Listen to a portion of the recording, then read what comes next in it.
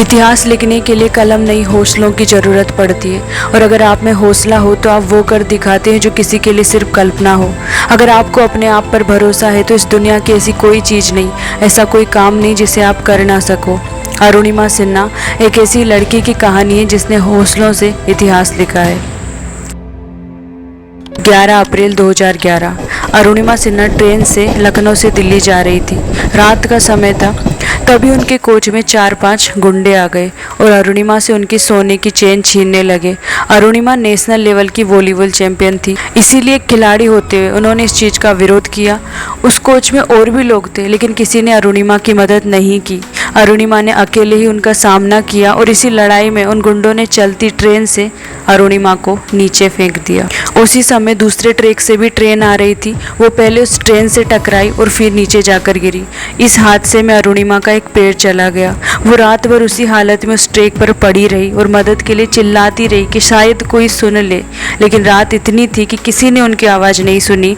वहाँ दूर दूर तक कोई नहीं था, लेकिन रेल की पटरियों पर घूमने वाले चूहे वहाँ पहुँच गए और उनके टूटे टांग को कुतरने लगे। उनको जो दर्द हुआ होगा हम उसकी कल्पना भी नहीं कर सकते। वहाँ ट्रैक से 49 ट्रेनें निकली। अरुणिमा हर बार ट्रेन के वाइब्रेशन को अपने ऊपर महसूस करती रही। उनका दिमाग काम कर रहा था पर शरीर हिल भी नहीं पा रहा था। रात भर वो ऐसे ही ट्रैक पर पड़ी रही। सुबह हुई तब लोगों ने उन्हें देखा और बरेली जिला अस्पताल पहुंचाया। अस्पताल में एनेस्थीसिया तक नहीं था, तो अरुणिमा के कहने पर डॉक्टरों ने उनका पैर बिना एनेस्थीसिया ही उनकी आंखों के सामने अलग कर दिया। अरुणिमा वॉलीबॉल प्लेयर थी, इसलिए उन्हें उपचार तो अच्छा मिला, लेकिन वहीं दूसरी तरफ अखबार वाले उनके बारे में ये सब छापने लगे कि अरुणिमा ने सुसाइड करने की कोशिश की, अरुणिमा जानबूझकर ट्रेन से कूद गई। एक तरफ एक लड़की जिसका पैर चला गया, उसे और उसके परिवार को उसके भविष्य की चिंता, वहीं दूसरी तरफ मीडिया ने जले पर नमक छिड़कने का काम किया। अरुणिमा सबसे कह रही थी कि वो जानबूझकर नहीं कूदी, पर कोई उनकी बात नहीं सुन रहा था। तभी अरुणिमा ने डिसाइड कर लिया था कि अब इन सबको कहना नहीं है, इन सबको करके दिखाना है, बताना है कि अरुणिमा सिन्हा ने हार नहीं मानी है। उन्होंने उसी दिन सोच लिया था कि मुझे बैसाखियों के सहारे नहीं चलना है, बल्कि अपने दम पर चलना है और दुनिया की सबसे ऊंची चोटी माउंट एवरेस्ट फतेह करनी है। सबने कहा कि तुम्हारा तो एक पैर चला गया है, तुम तो चल भी नहीं पाओगी, फिर एवरेस्ट कैसे चढ़ोगी, पागल मत बनो। लेकिन अरुणिमा ने किसी की बात नहीं सुनी। उनके दिल दिमाग में लक्ष्य बन चुका था कि अब तो हर हाल में एवरेस्ट फतेह करना ही है, चाहे उसके लिए कितनी ही मेहनत क्यों ना करनी पड़े।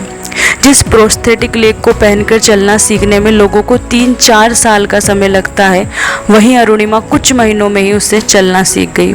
माउंट क्लाइंबिंग की ट्रेनिंग के शुरुआती दिनों में जहां दूसरे लोगों को 2 मिनट का समय लगता, वहीं अरुणिमा को बेस कैंप से टॉप पर जाने में 3 घंटे का समय लगता।